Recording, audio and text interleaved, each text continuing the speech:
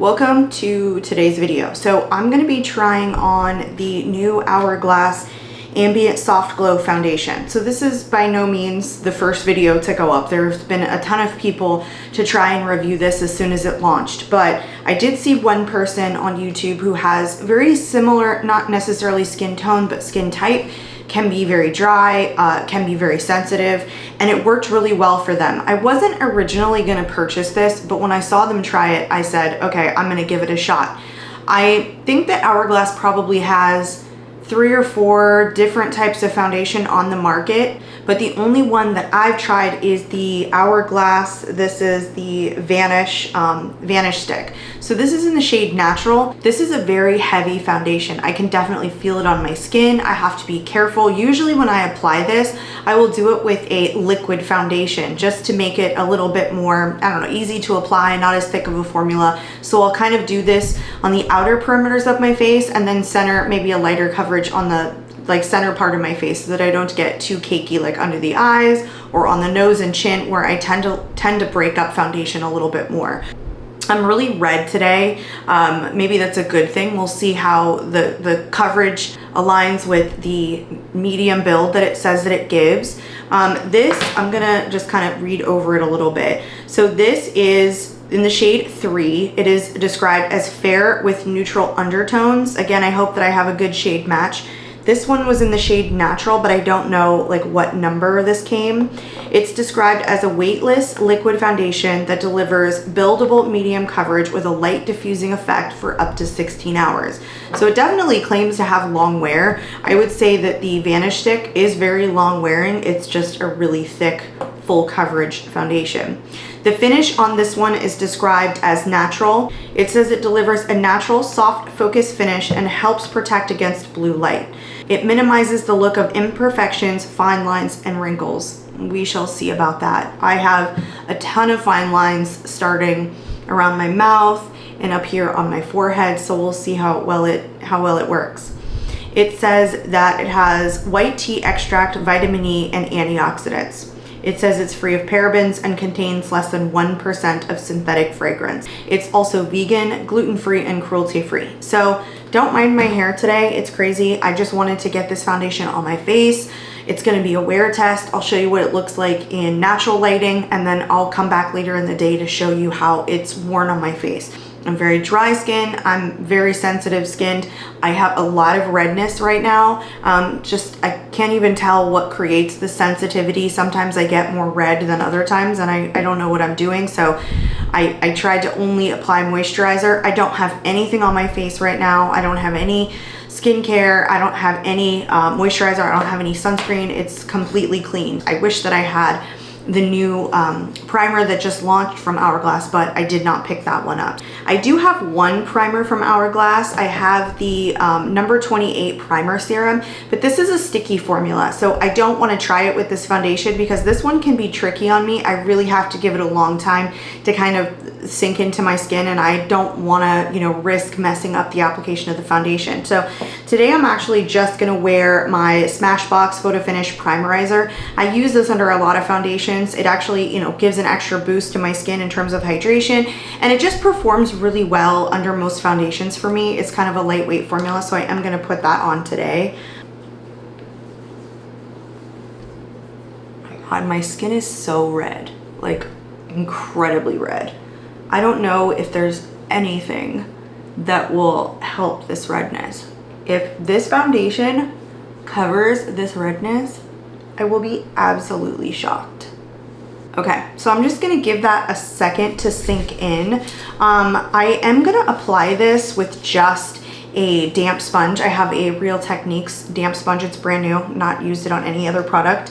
I don't wanna try a brush because I actually don't prefer foundation brushes. I don't think that they help with making the foundation kind of sink into my skin. I don't know what it is about my dry skin, but I do feel like a sponge is really the best application. Maybe it soaks up a little bit of the product and my skin kind of breaks apart like thicker foundations, which I find with a brush, sometimes it applies the foundation a little bit thicker than others. So I'm just gonna use the Real Techniques sponge today.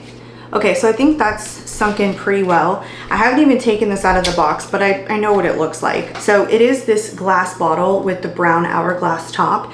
I'm sorry, I forgot to mention this, but this does retail for $58, so it's pricey. It's hourglass pricey. It's not the most expensive foundation I have in my collection, but it's up there, maybe like the second most expensive. So I'm just gonna shake it. I like to shake all of them. So I'm just gonna apply some on the back of my hand. I'm definitely excited for this. Okay, so the consistency is pretty liquidy. I mean, I do like that. I haven't tested out any other hourglass foundations other than the Vanish stick, which is, you know, the stick format. So I would say this is definitely creamy. There's like a chunk of it like that stuck together when I first pumped it out. So we'll kind of like blend it in. We'll see how this applies. This looks almost a little yellow for me. Maybe it's a little bit fair, but it was described as very light with neutral undertones, which is what usually works for me, but it's on a more red day. I don't know. We'll see. I'm literally just gonna apply it everywhere. I kind of feel like I'm doing maybe a little bit too much, but I think that's probably good. All right, I'm just gonna leave some on the back of my hand and kind of blend this in. I'm gonna try and do like one half of the face. Not that it matters at this point because it's all over, but at least we can kind of see what it looks like. Yeah, it's pretty fair. It's pretty pale. Definitely more yellow than I thought it was gonna be. I'm just gonna blend it everywhere.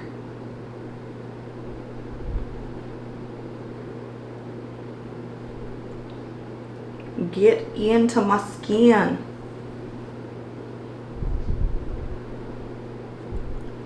I can already tell that it's very medium coverage. Usually when it's like a more medium coverage, even medium, not just a full coverage, but even medium coverage, it can feel very heavy on my skin and I will notice it like right away. Again, I just have a skin type that will break apart foundation. I could use no primer. I could use the best primer, and heavy foundations on me, they always break apart around the center of my face. I don't know, you know, if it's because I'm more combo than I think I am. It's really hard for me to tell because I get like so dry that I almost get like flaky in the center of my face.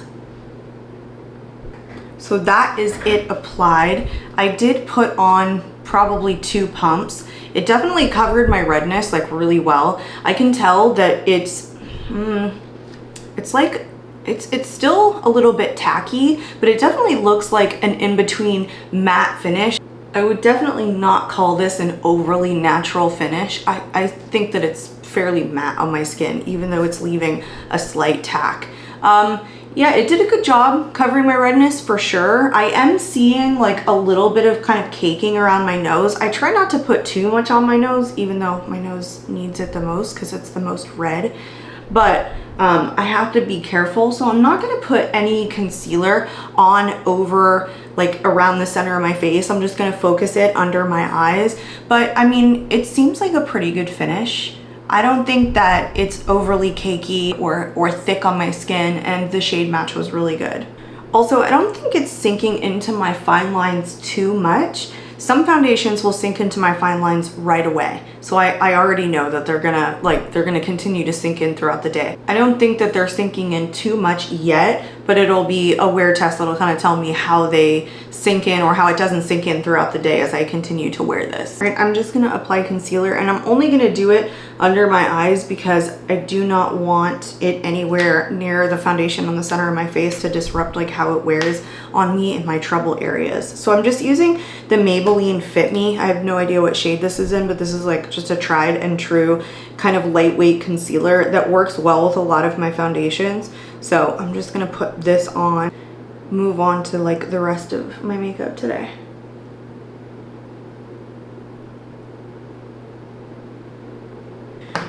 Okay, so the concealer is on. It's still looking really good. Like I said, it still has a tack to it, so I think that's what they were getting at when they were saying like it's a natural finish. But I feel like it definitely looks more matte on me than some of, I don't know, my more natural finish foundations. Okay, so I'm just gonna apply the rest of my makeup off camera, and then we'll come back and see how it's wearing after, I don't know, about 5-10 minutes. Okay, so the rest of my makeup is on. I can definitely see it sinking into my fine lines. A lot of foundations do because they are pretty pronounced on my face, but I also see that it's breaking apart on my nose, and I'll show you this in true light in a minute. It feels heavy to me. I did use 2 pumps, so maybe I would try applying it with just 1 pump and going in with a lighter layer. I definitely think going in with a damp sponge was the best way to apply this. You know, it's really gonna be kind of a matter of whether it wears really well throughout the day, because even though I might apply it and it looks a little bit heavy around the centers of my face, as I'm wearing it throughout the day, sometimes it can wear down a little bit better. It can start to absorb into my skin and actually not look as kind of cakey or as thick in the center of my face than it did when I first applied it. Sometimes it's just the opposite. It'll look really good when I apply it, but then later on in the day, it'll definitely start to break down and be very noticeable on my face. So it is more of a dry formula than hydrating. I don't find it hydrating on my skin at all.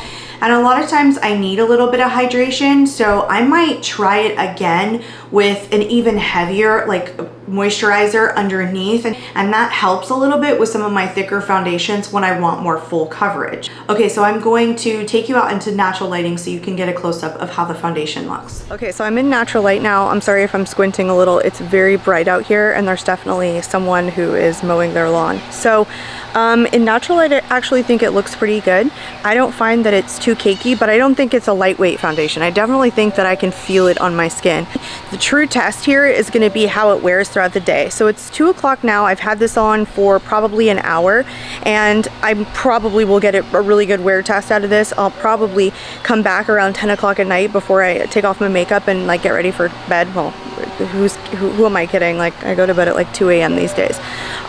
So I will definitely follow up and tell you how it wore throughout the day, whether it sunk in more, whether it broke apart on my nose and the center of my face like I mentioned before, or whether it kind of like meshes in and it starts to wear down really well. So again, true light, I don't think it looks bad at all. I don't know that it's going to become one of my favorites for sure, but here, excuse you, you want to be in the video? So I'll show you my little doggy.